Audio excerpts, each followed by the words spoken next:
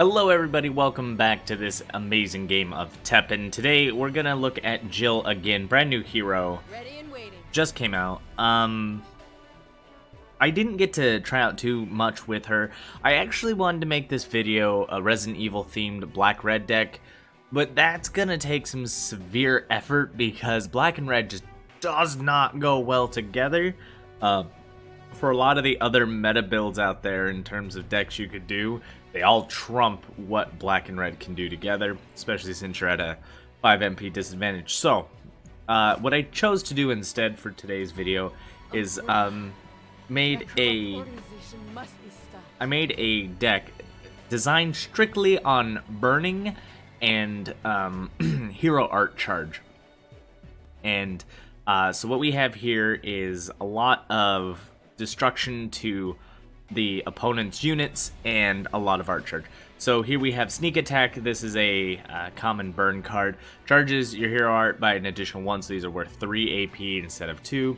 Also deals some direct damage. Headshot, the better version, deals 3 damage, charges hero art 2, costs 1 extra MP.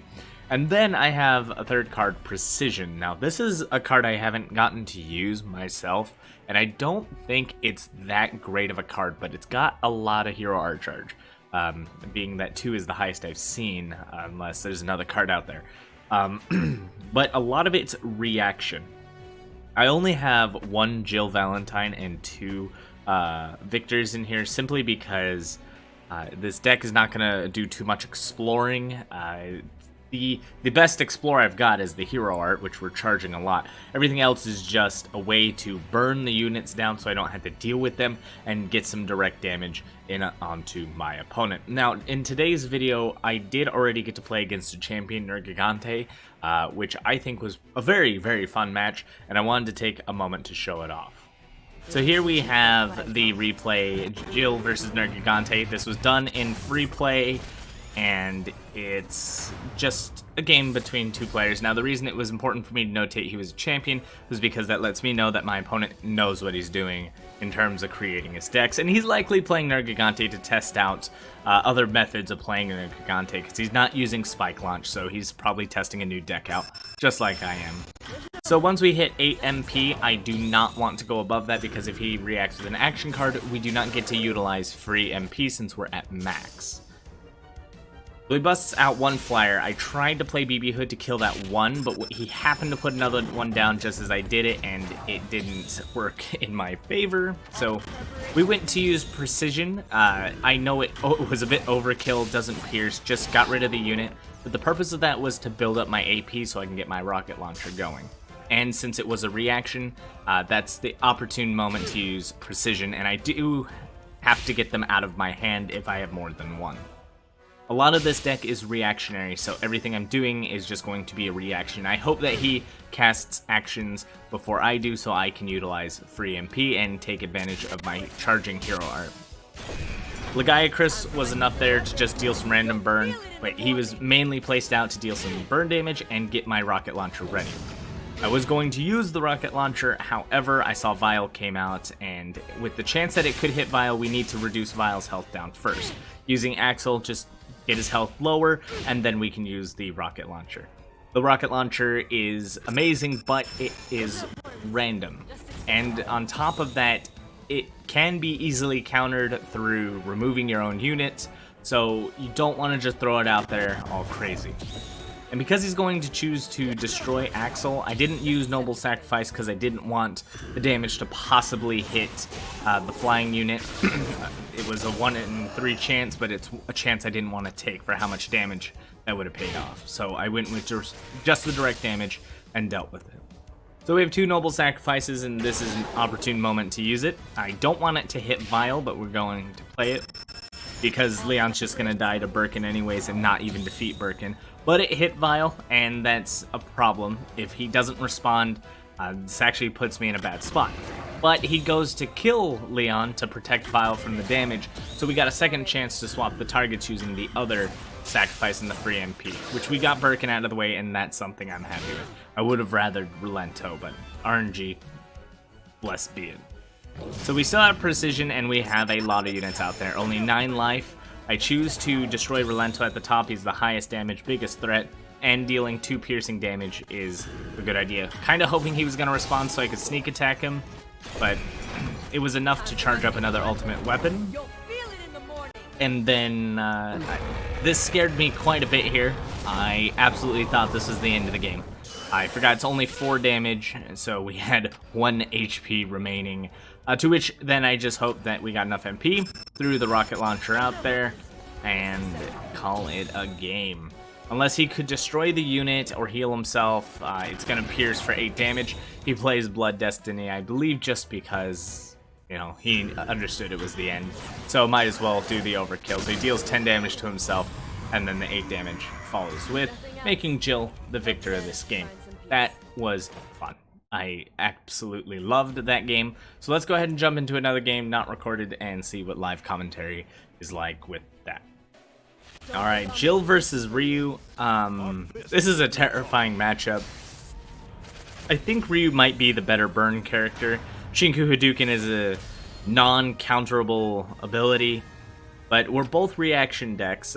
Ryu's typically always going to wait because you have burn cards in your hand that you could just place to deal damage. Now that's an interesting one. I guess I'll just do Legiacus. I've never seen someone run Raytheon before. Wow, that's some rough. That's rough. So he's going to focus on dealing a lot of damage with that flyer. So we're going to use, I forgot this one's called, was it Entrusted Ammo? I thought it was like Gifted Ammo. 4 pierce damage, it's not going to pierce, but it's going to set some damage up. And honestly, I wouldn't mind trying to finish it off. 3 damage to myself, that will do it. Alright, good. We're not going to take any damage from the flyer. We took damage from the sneak attack. Ooh, that actually saved me. And we did get pierce damage, thanks to his reaction. So that plays out very well for me. He's almost built up to Shinku Hadouken, and that's it's a terrifying thought. But good thing this deck doesn't utilize units. We don't rely on them. We're going to do some direct burn. We're just going to put Forest out there. I think it's kind of safe. He's kind of you just let him die. You want him to go. You don't necessarily... Ooh. You don't necessarily want him to live, but he chose to Hadouken him, which I guess is smart because it deals damage to all my units and myself and him. But what I'm going for here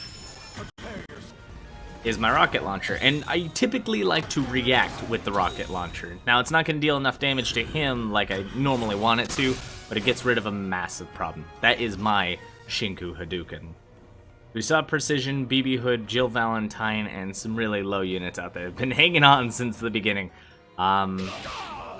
This Ryu's deck's a little weird because Raytheons are not that good. Ooh, but a hell of a play.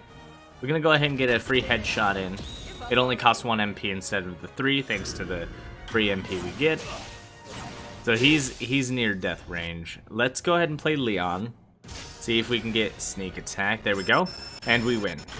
The sneak attack additional damage is pre-calculated. So because Leon is already out there, if he kills Leon after I've already played sneak attack, it doesn't matter. Sneak attack will always deal the additional damage because the card was given the buff before it was played. So that was a fairly easy win. I'm very happy with this gun deck. I think that a proper Ryu deck could have handled me a lot better, but he was using Raytheons trying to get some flying buff damage. That's not how you play a Shinku Hadouken Ryu. If you're going to play that flying style, you should be using Metsu Shoryuken, because if that's what you're going for, if you're going to just like play flying and then buff them, you might as well buff them with combos so they deal double damage. But the Raytheons are very expensive. So if we want to check out this deck, let me show it off one more time. I didn't even get to get the Carloses out there, but I don't even know if I want the Carloses in the deck. Maybe replace them with one Legiacus and maybe another Forest. The idea is that you're not going to worry about your units. So the weakness of this deck is any other rush deck that's going to use smaller units or shield, because shield always protects from burn, which kind of sucks. It costs 1 MP to shield yourself, and unfortunately burn cards can cost quite the variety.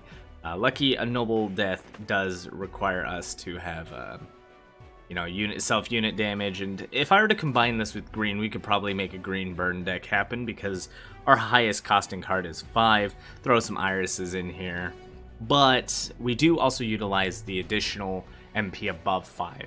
It's a reactionary deck, and it's really hard to be reaction when you're capped at 5 MP. So if you want the QR code, here's the QR code, take a snapshot. If you want to make the deck better, use this as a base. Let me know what you come up with if you like something better. I'm going to do my best to come out with some more themed decks for future characters and try them out. I still want to try to get the black-red Resident Evil deck created.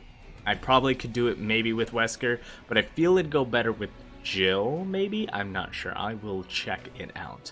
Well, thank you all for watching. Don't forget to like, comment, subscribe, and as always, good game.